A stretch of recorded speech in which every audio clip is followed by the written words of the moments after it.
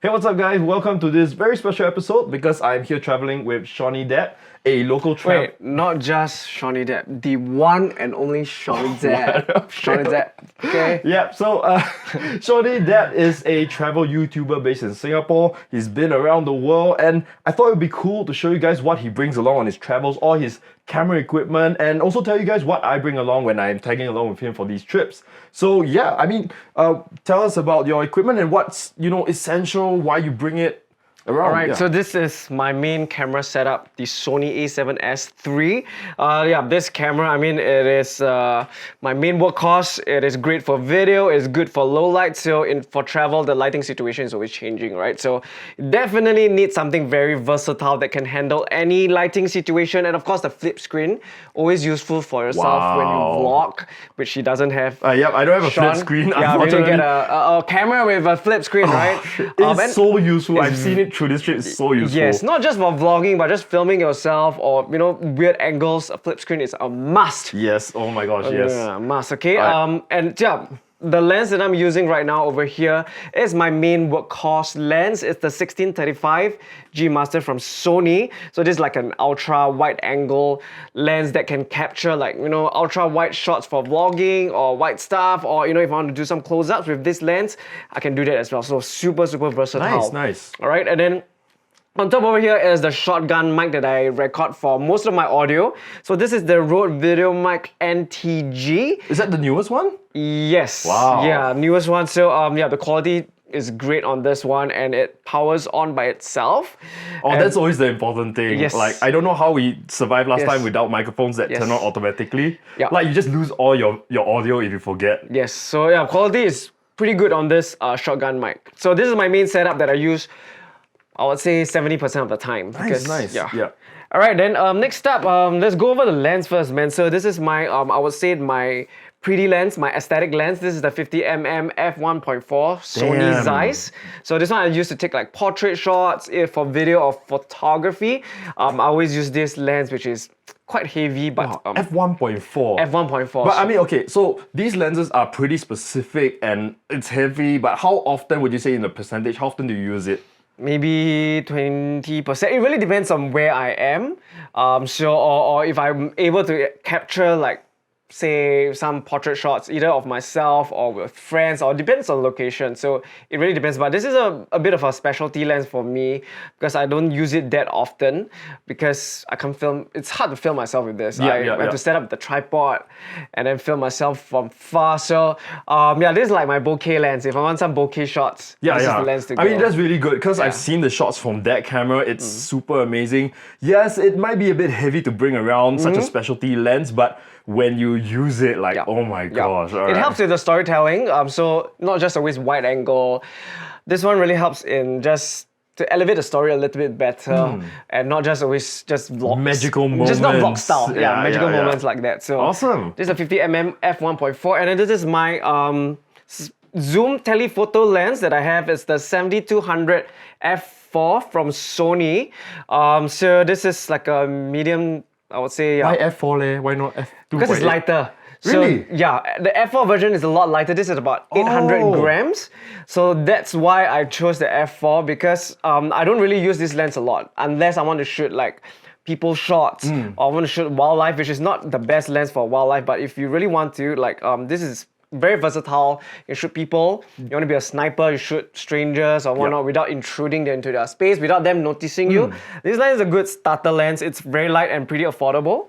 So hence I use this, and I don't use this lens a lot, so that's why. It kind of makes sense to go for the f4. I mean, most of the time we have good lighting, so you may not need that f2.8. And like you said, it's lighter, so it's a lot more travel friendly, and you don't feel, like it's a burden to bring along, Because I don't use it that often, right? So doesn't make sense for me to bring the f2.8, which is a lot heavier and a lot more expensive. Nice. Alright, awesome. So telephoto lens. And then now we move on to the other cameras that I have. This is an action camera, GoPro Hero 10. I would say this is like the best GoPro to date. I mean, of course, right? The latest one. But the latest one this year? Last year. Okay, so right? 11's coming out. Yeah, but to be honest, like this will last. I believe this will last me for a very long time because you can do pretty much everything that I need a GoPro to do in 5.3K resolution. 5.3. Yes, up to 60 frames per second, and then you have like the stabilization mode in the GoPro. I forgot what it's called. Hyper smooth in all of the modes. So pretty much I can do a lot with this camera. It's a powerhouse in such a small, compact size, and you know, if I'm doing like skiing or snowboarding, this can do a lot. Like I don't really need my main camera because I can't bring my main camera to do like action spots. So this one is super stable. It's like it's pretty much like a gimbal on itself. Yeah, and it's durable. So like if you crash or anything like that, not so hard pain, you know. Wow. And the quality is good. The quality is really good in 5.3K. And this one has the front-facing lens. Oh yeah, front-facing screen. Yeah. Yes, so you can actually see yourself if you want to vlog. I'm so jealous. Yeah, so I think the Hero 10 is pretty much like all I need in an action camera. Yeah, it's gonna last you for at least 2 to 3 years at least. Yes. Alright, so this is my favorite action camera of all time, the GoPro Max 360. You can get insane perspectives with this. I love this camera. You can pretty much shoot anywhere and adjust it in post because it's shooting in 360. But most importantly, right, this can shoot in ultra wide angles. So you can see your whole body just by pointing it out like that. For snowboarding or anything, it's just really, really wide and super stable. Oh, that's amazing. Yeah, because when I use my GoPro, sometimes either my head gets cut off or my board gets cut off. But I've seen the footage on there and it's really good. You can get a lot in frame. It's really stable. So you're doing action sports or anything like that, 360 to me is like the best. Yeah, and the other thing is that you want a camera that you don't have to think too much about. Especially when you're doing, you know, sports and stuff like that. You just want a camera that works, gets the shot, and then, you know, settle it in post later. And that one has been amazing at getting all the shots for this trip. Yes, you don't really need to adjust your framing and whatnot. Generally, you have to just point in a general direction that you want, but that's about it. Other than that, you just focus on enjoying the spots. So 360 camera, so good. Get it. Alright, so last of all, I think, is my drone. This is the DJI Mavic Air 2S, so it's super lightweight. I downgraded it from rather upgraded from the Mavic 2 Pro, which is a lot larger.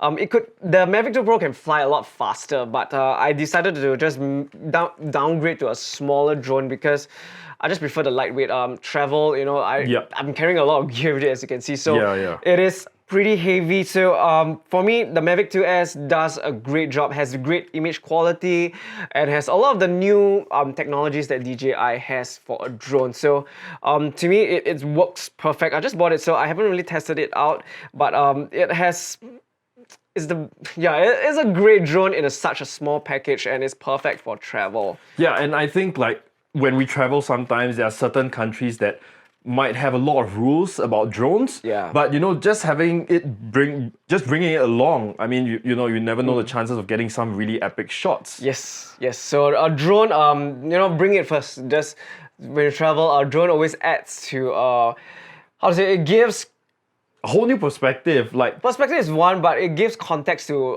the location that you're in, because you want to show the entire location before going into the story. So drone is always good to introduce like the location that you're at. The scale of the whole thing as well. Yes. So drones, they can be troublesome because not everyone likes drones, but they get the shot. You know, they get it done. Get you a good shot. So last equipment is the gimbal. The gimbal. To get stable shots for the mirrorless camera over here, the A7S III. So my setup is actually pretty heavy, but this is, I would say, the best gimbal for small mirrorless cameras like mine, which is also pretty heavy. It's not really very compact, but this can handle the weight. Nice. Is this one light? What do you think about this gimbal? This is about 900 grams, I believe. So, wait. Just compare it with my gimbal. Shawn has the oldest DJI Ronin S, which is like a dinosaur already. So it's a dinosaur. I don't know if you can sell it or not, but good luck on that. But the Weebill S to me is the most portable gimbal, which is most portable, but the ratio to portability to strength, like gimbal strength, this is the best. The most optimal of all of it. Yeah. Yes, all around there. So easy to pack in your bag. That is very important. I like the quick release. Yeah, quick release of the base. You can just slot it into your backpack really easily. That's... So Yeah, it's so portable. Like there's no other gimbal that can be that portable. Oh yeah, one more thing. You see, yours can lock in that position. I'm using some rubber band. Yeah, so there are locks already. Oh Yours is a gosh. dinosaur. Yeah, dinosaur. So if you dinosaur. want to do like briefcase mode, you can Nice. just quickly switch to it. So I think best gimbal or even as of right now. Very versatile. Yeah, Awesome, very man. versatile. Yeah. So I think that's pretty much about my travel gear. Awesome, yeah. All right, that's great, yeah. All right, so we've seen what a travel YouTuber brings in his bag, you know. There's a lot to do with weight, the quality, of course, we cannot compromise on that, but also making smart decisions about the type of equipment you want to bring. You can bring like world-class equipment, but if you're gonna be so tired by the time you reach the destination, it's really not worth it. Your mood's all gone and stuff like that. Yeah. Yeah. So you just have to find a compromise that you can have, like quality versus portability. Most importantly, you must get the shots. If you don't get the shots, no matter how good, like you can get a great camera, but if you're not getting the shots for the story, right, it's no point. Yeah. It's no point. Yeah. Awesome, man. Yeah, so very quickly, I'll show you guys what I bring on a trip like this. Obviously, I don't travel as much as Shawn, but this is what I think I would bring. yeah. So I'm gonna hand the camera over to you. Okay. How's it? All right. So let's start off with the camera. Well, obviously the camera is there. This is the A7R3. It's quite old as well. It's about 5-6 years old, but it's been really reliable, and Sony makes great cameras that last for a really long time. So I don't see myself upgrading anytime soon. Maybe because of the flip screen, I might You upgrade. have to get it. Man, you need, Okay, you are a okay. YouTuber, you need a flip screen. Okay. Full stop. Don't need to Convinced. talk too much. It's expensive, but okay. So the A7R3, great camera, mostly for photos because I'm starting up as a photographer first, then a videographer. 42 megapixels, it shoots 4K, but I don't have the 4K slow-mo that you have. 4K 120p, right? Yeah. Oh my gosh. Yeah, I mean you're shooting more videos than photo, right? Yeah, nowadays. Yeah, so I need you to should get upgrade. something that's not photo like centric. Oh gosh. Okay. Noted. All right, but with that, that's the camera that I have. Lenses wise, I have, let's see. Okay, I like Tamron lenses. All right, they are built sort of well. They are plastic bodies, but they're cheaper than the Sony lenses. I can't afford the Sony lenses, to be honest. So Tamron makes these really great lenses. There's the 17 to 28, the 28 to 75, and now the 75 to 180. So you get the full range of lenses. All the filters are the same size, so you can use all. You can just use one filter, ND filter, and it fits all three lenses. So that's really economical and really good. The lens that's on the camera right now is the 17 to 28. 17 to 28, and it's about this wide. I'm touching you, right? So that's the lens. Okay, I also have a beauty lens, just like Shawn. This one is this Sigma? Sigma, yes. It's a Sigma lens, yes. I bought this because 35mm is one of my favorite focal distance. It's great for portraits, it's great for architectural shots. This one goes up to f1.4, which is super sexy. I mean, like, the only thing that's bad about this is that the aperture is adjusted by this clicky thing, and sometimes I knock it out by accident and then my shot just goes weird, But yes, one of my favorite lenses, 35 f1.4. Now, besides these lenses, sometimes I also rent lenses because I don't want to own too many lenses. And ironically, I rent a Sony because I can't afford to buy it. But the great thing about renting is that, you can try different lenses on different trips and, see what you like before you commit to buying. And for me, I don't go on trips that often. So, like, I really wanted to try out the 14mm f1.8 lens by Sony. And this has been so good on the vlogs for this trip. I mean, it's getting that very wide aspect ratio, but also getting that shadow depth of field, so it looks a bit sexy. But yes, this one I got it from Camera Rental Center. These guys are great. They also rented us the underwater housing for our scuba diving lessons. But yes, thank you for loaning this to me. It's been super great. I use it for this trip about 70% of the time. Then the other lenses, the beauty lenses and all that. All right, in terms of shotgun mic, I have the Rode VideoMic Pro Plus. I think this is the first video mic that turns on its own. That's the reason I got this. I actually got two of these. The first one I lost. The second one I had to buy it again the next day.